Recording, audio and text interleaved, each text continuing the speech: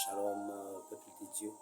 Je bénis le Seigneur pour ce moment qu'il nous est accordé à partager. Et vraiment, vous n'imaginez pas quelle est ma grande joie à partager avec vous sur ces sujets. Sur les sujets qui est la manifestation de l'esprit. Voilà. Déjà, pourquoi cette petite vidéo? La Bible nous dit ceci dans le livre de 1 Corinthiens, le chapitre 12, le verset 1. La Bible dit: j'en viens à la question des manifestations de l'esprit. J'aimerais, frères et sœurs, que vous soyez bien au clair là-dessus. Puisque la Bible veut que nous puissions être bien au clair là-dessus, alors il est important de s'informer sur la manifestation de l'esprit. Deux, j'aimerais dire ceci, que sans la révélation de Dieu, il n'y a pas une croissance d'intelligence. Oui, je précise, sans la manifestation, la révélation de Dieu, il n'y a pas une croissance d'intelligence. Certes, vous allez me dire que vous avez certainement besoin que de Jésus, certainement besoin que de la parole de Jésus. Mais j'aimerais vous dire aussi que Jésus est la manifestation en chair du Dieu invisible. Elle dit, sans la manifestation, il n'y a pas croissance d'intelligence. Pour qu'il y ait croissance d'intelligence, il doit y avoir une révélation, il doit y avoir quelque chose qui a été révélé, manifesté, quelque chose qui a été visible de la part du Dieu invisible. Dieu ne peut amener d'un point à un autre qu'au travers de la révélation. C'est celle la révélation qui permet à une personne d'aller d'un point à un autre. Par exemple,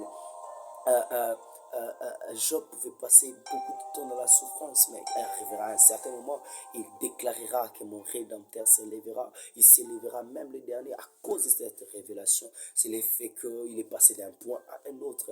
On va prendre l'exemple de notre grand-père Abraham, qui lui, alors qu'il allait sacrifier son enfant, ses serviteurs, son enfant lui pose des questions. On a l'âne, on a de bois, on a tout ça. Mais où est l'animal? Il dit l'Éternel pourvoira. À cause de cette révélation, il est passé d'un point où il devait sacrifier son fils à un point où son fils est devenu une révélation même de Christ. Voilà. La révélation permet permettre la croissance d'intelligence auprès des enfants de Dieu.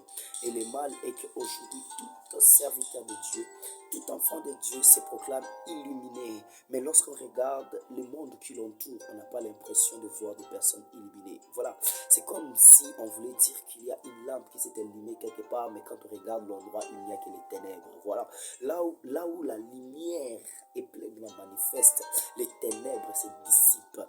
Mais quand on crie qu'il y a la lumière et que quand on regarde, on est capable de voir de loin, c'est que c'est qu'il n'y a pas de lumière dans cet endroit. Voilà les deux raisons pour lesquelles j'ai voulu partager. Premièrement, parce que la Bible déclare que nous ne devons pas rester dans l'ignorance, mais deuxièmement aussi parce que ça peut être une révélation qui va amener quelqu'un dans une nouvelle manière de considérer Dieu. Déjà, vous avez remarqué que lorsque Dieu parlait aux prophètes d'autrefois, il avait l'habitude de créer une forme de comparaison entre lui et les divinités que les enfants d'Israël voulaient adorer ou adoraient déjà, en disant qu'ils ont des yeux mais ils ne voient pas, ils ont été sculptés des oreilles mais ils n'entendent pas, on les a donné une bouche mais ils ne parlaient pas, on les a donné des mains mais ils sont incapables de toucher. C'est comme s'ils voulaient leur dire, moi j'ai été un Dieu au milieu de vous, je suis un Dieu, j'ai été un Dieu au milieu de vous, ou bien je suis un Dieu au milieu de vous qui est en mesure d'entendre, en mesure de voir, en mesure de toucher, en mesure de parler, mais vous me rejetez. Dieu aime se manifester pour que son peuple le vive et le voie différemment.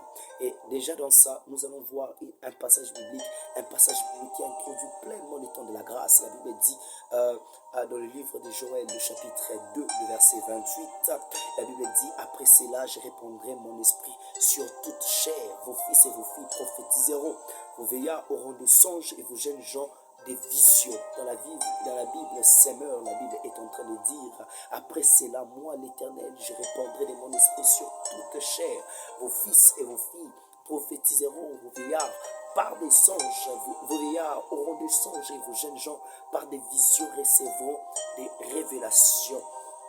Déjà, j'aimerais dire à une personne que la première des que tu dois te poser, les questions que tu dois te poser concernant ces passages bibliques. Et c'est après quoi, en fait? La Bible dit après cela, mais après quoi? Qu'est-ce qui est venu? Qu'est-ce qui sera avant? Pour laquelle on pourrait parler des après. Voilà pourquoi j'aimerais dire à une personne qu'on ne peut parler des après qu'après avoir regardé la croix. Ça, c'est la première des choses. Quand on regarde vers la croix, alors on peut parler des après cela. Il y a l'expansion, l'extension de la manifestation du Saint-Esprit. Voilà. Il y a un mot qui est souvent utilisé lorsqu'on dit vos jeunes gens auront des visions. Le mot qui est souvent utilisé, c'est Ra'a, qui donne explicitement le mot discernement. A dit discerner dans une vision. Il donnera aux jeunes gens la capacité de discerner dans une vision et de faire sortir la pensée de Dieu. Discerner dans une vision. Et il y a un autre mot que j'aime fortement qui est encore lié à ces mots, c'est Shizazon. Sizaon. Voilà, Sizaon. Des fois le mot ça me fuit. Sizaon. Sizaon, ça veut d'une manière phonétique, on dit Kizaon. Kizaon veut dire quoi? Kizaon veut dire oracle. Elle veut aussi dire prophétie. Sizaon veut aussi dire vision. Voilà. Est-ce qu'une personne me comprend au moins? Si tu me comprends, j'aimerais avancer. La Bible dit, vos jeunes gens auront la capacité de discerner dans une vision, de discerner dans des oracles, de discerner dans des prophéties. Voilà pourquoi Paul mettra l'accent en disant ceci, que vous ne devez pas voir la facilité de mépriser la prophétie, mais vous devez analyser la prophétie. Pourquoi? Parce que quand on méprise la prophétie, on a du mal à tirer les bonnes choses dans la prophétie. Voilà, on a du mal à tirer des bonnes choses. Vous avez déjà vu une personne qui méprise la Bible tirer des bonnes choses au travers de la Bible? Ça n'existait pas. Or, la Bible, c'est la première des manifestations de la prophétie. En fait, pas la première, mais la manifestation de la prophétie qui est universelle pour tous. Et quand une personne méprise la Bible, il est impossible pour lui, il est devenu incapable pour de cerner les choses spirituelles, parce que les choses spirituelles ne cernées qu'au travers de l'esprit. Et là, j'aimerais continuer ce que j'étais en train de dire. Je disais, Ra'a, c'est une capacité de discerner dans une vision. C'est la capacité de voir dans une vision. Vous avez remarqué qu'une chose, le don des dons, ce qu'on peut appeler communément aujourd'hui don de la voyance. La voyance n'est pas en soi un don.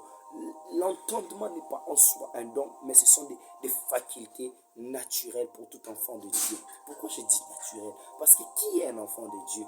Un enfant de Dieu est celui qui au préalable a connu la nouvelle naissance, la naissance d'en haut, une naissance spirituelle. Quand une personne est née spirituellement, les choses spirituelles deviennent naturelles pour lui. Pour un homme naturel, les choses qui se passent au monde, c'est normal. Mais pour un homme spirituel, les choses spirituelles, c'est naturel pour lui. Voilà pourquoi, au travers de la nouvelle naissance, Jésus-Christ pouvait dire, mes brebis entendent ma voix, quand je les appelle, ils s'approchent. Voyez, quand on parle de ces passages, les hommes ne voient que la particularité où les brebis entendent la voix de Dieu. Mais il y a aussi cette particularité où les brebis s'approchent. Cela veut dire qu'au préalable, les brebis connaissent le chemin qui amène vers le berger, et où ils voient dans ces chemins les obstacles à laquelle ils doivent éviter. Vous avez remarqué une chose, qu'au milieu des enfants de Dieu, il y a la tuerie. On s'entretue, on se mord. Voilà, on se mord. Si je peux me permettre de parler ainsi, au milieu des enfants de Dieu, il n'y a pas le vrai. On ne pourrait même pas dire aujourd'hui qu'il y a Dieu dedans. On voit tout, mais sauf Dieu. C'est un problème, oui. C'est un très sérieux problème. Pourquoi? Parce que dans la capacité d'entendre Dieu, quand tu as entendu la voix du Seigneur, tu dois veiller au chemin, de peur que tu te mettes à piétiner les autres brebis ou à te heurter des autres brebis. Et ça, c'est un très sérieux problème. L'entendement et la voyance ne sont pas des dons, mais des facultés naturelles que tout chrétien doit avoir pour ne pas être un scandale pour lui-même et pour les autres. Est-ce que quelqu'un me comprend? Voilà. Mais dans cette capacité, il y a le discernement dans une vision. Ceux qui travaillent par exemple dans la voyance, vous avez remarqué une chose. Ils peuvent voir quelque chose et vous dire que Dieu me dit. Mais si vous leur posez des questions et ils sont vraiment sincères avec vous, ils vous diront que ils n'entendent pas vraiment la voix de Dieu, mais ils comprennent la vision. Et quand cette compréhension vient, il vient comme sous forme de sons. Voilà.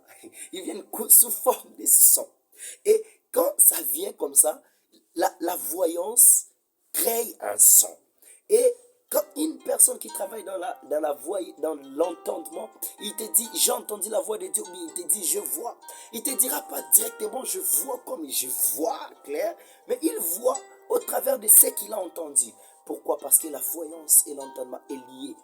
Le prophète Habakkuk dira quelque chose dans le livre d'Habakkuk, le chapitre 2, le livre d'Habakkuk, le chapitre 2, le verset 1, il dira quelque chose, il dira, j'étais à mon poste et je me tenais sur la tour, j'ai veillé pour voir ce que l'Éternel me dirait et ce que je répliquerai après ma plainte. Écoutez, il dit, j'ai veillé pour voir ce que l'Éternel me dirait. Écoute, Dieu, quand il se décide de parler, le son de la voix du Seigneur crée la vision. Et quand Dieu se décide de donner une vision, la vision crée l'entendement. Est-ce que quelqu'un me comprend? Ces choses sont liées. Elle est liée au monde spirituel. Elle est liée au monde des esprits. On ne peut pas les séparer. On ne peut pas séparer voir et entendre. On ne peut pas séparer entendre et voir. C'est complètement lié. J'avance maintenant. Ça va? Ok. Maintenant, la bonne question est comment grandir, comment faire croître la voyance. C'est ça. Apprends à écouter. C'est un des principes que beaucoup de personnes ne saisissent pas. Mais la Bible est claire sur ces points en disant ceci. La Bible dit que c'est un insensé qui est pressé à parler. Tu vois, quand quelqu'un parle beaucoup, il révèle souvent sa capacité d'être un insensé. Mais si tu es une personne qui entre dans la présence de Dieu pour entendre de Dieu, tu comprendras que Dieu, quand il parle, te donne des visions. Je te donne l'exemple simple. Dieu, il appelle Moïse. Il dit à Moïse ceci. Bon, je vais t'envoyer. Tu vas aller délivrer ces peuples. Les peuples que j'ai laissés en Égypte. Tu vas délivrer mon peuple qui est en esclavagisme. Et tu vas les amener quelque part, en Canaan. Là où coule le lait et le miel. C'est comme si Dieu était en train de dire à Moïse, bon, là où je vous amène, il y a un arbre. Cet arbre, si tu coupes, le lait coule. Si tu coupes, c'est loin, le miel coule. Est-ce que quelqu'un comprend? Dieu, quand il se décide de parler, plus une personne est attachée à ce que Dieu a dit, plus cette personne grandit dans ce qu'il doit voir. Nous ne voyons pas parce que nous sommes en mesure de voir, mais nous voyons parce que Dieu a parlé. La Bible dit d'ailleurs dans les versets de Joël que nous devons lire, la Bible dit, je répandrai de mon esprit sur toute chair et ils auront des capacités. Est-ce que quelqu'un comprend? Ils auront la capacité de prophétiser, ils auront la capacité de vieillards, de voir, de recevoir les songes, ils auront la capacité des jeunes gens de recevoir des visions. C'est l'esprit qui donne la capacité parce qu'on a été en intimité avec lui, parce qu'on l'a connu, parce qu'on l'a reçu. Mais notre particularité en nous, pour faire croître cette communion, pour faire croître cette sensibilité, et que nous devons être attachés à ce que Dieu a dit. Premièrement, j'aimerais appeler une personne à avoir une vie constante dans la méditation de la parole de Dieu. Là, vous allez me dire, la méditation de la parole de Dieu, mais elle revient partout. Mais quand Dieu parle, qui ne prophétiserait? C'est écrit dans la Bible. Quand Dieu parle, qui ne prophétiserait? Il est important que tout enfant de Dieu ait une approche très sincère de la parole de Dieu. Sois sincère avec toi. En lisant la parole de Dieu, je me rappelle il y a très longtemps, alors presque au début de ma conversion, il y a une pensée que le Seigneur m'avait donnée, une pensée que j'ai eu même à partager avec mon grand frère. Avec lui, je partage de tout avec mon grand frère. Il m'a dit, va dire à tes frères de ne pas lire la parole de Dieu comme s'ils en connaissaient. Et souvent, j'ai connu des personnes qui parlent des choses de Dieu comme s'ils avaient la totalité de la science. Voilà. Comme s'ils connaissaient tout. Ils disent des choses, compliquent des choses. Alors que la parole est simple. Va leur dire de ne pas lire la parole comme s'ils en connaissaient déjà. Et ces principes même, je l'applique dans ma vie. Je ne lis pas la parole comme si j'en connaissais. De sorte que à chaque fois que je lis un verset, même si je lis 10 000 fois, j'aurai 10 000 révélations. lorsqu'une personne s'approche de la parole de Dieu d'une manière très sincère, la parole finit par se révéler à lui. Bon, voilà. C'est même aussi un des principes que j'enseigne aux personnes qui sont autour de moi. Tu peux lire la parole de Dieu pendant très longtemps et ne pas comprendre ce qui est écrit. Mais il arrivera à un certain moment, Dieu, dans sa grâce, révélera, permettra à la parole de se révéler à tout le monde. Quand la parole se révèle à une personne, alors cette personne a réellement la révélation de la parole. On n'a pas la révélation de la parole parce qu'on a fait des recherches. Voilà. On a la révélation de la parole de Dieu parce que la parole s'est révélée à nous. Là, on a été illuminé. Le mot grec, c'est kérugma. On a vu l'être dans l'écriture. Est-ce qu'une personne comprend cela? Si tu comprends avec moi, j'aimerais te dire ceci. Aie une approche sincère auprès de la parole. Approche-toi d'une manière très sincère de la parole de Dieu. Médite-les jour et nuit. Et quand tu les médites jour et nuit, elle te permet d'accroître ton intimité avec lui, avec Dieu. Et elle te permet de grandir dans la sensibilité. Mais aussi, elle te permet d'avoir des images.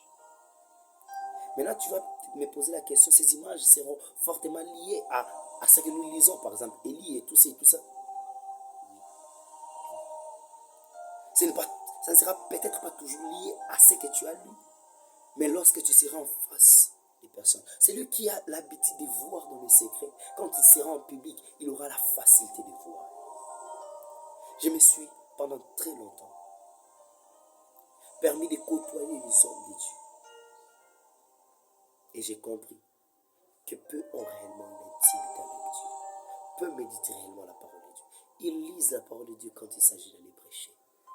Mais avoir un temps eux-mêmes avec la parole, s'exposer à la parole, peu s'exposent à la lumière de la parole, parce qu'ils préfèrent les ténèbres que la parole. Mais gloire à Dieu, gloire à Dieu, gloire à Dieu. Alors que je prie, Dieu m'a parlé d'une génération de personnes qui marcheront avec la révélation de ce qui est écrit. Et ces personnes, la particularité qu'ils verront beaucoup.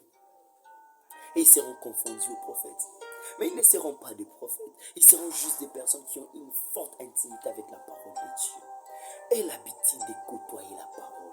Et l'habitude de côtoyer ce que Dieu dit. Et l'habitude d'être exposé à Dieu pour entendre ce qu'il a à dire ou à te dire. Alors tu entendras clair la pensée de Dieu.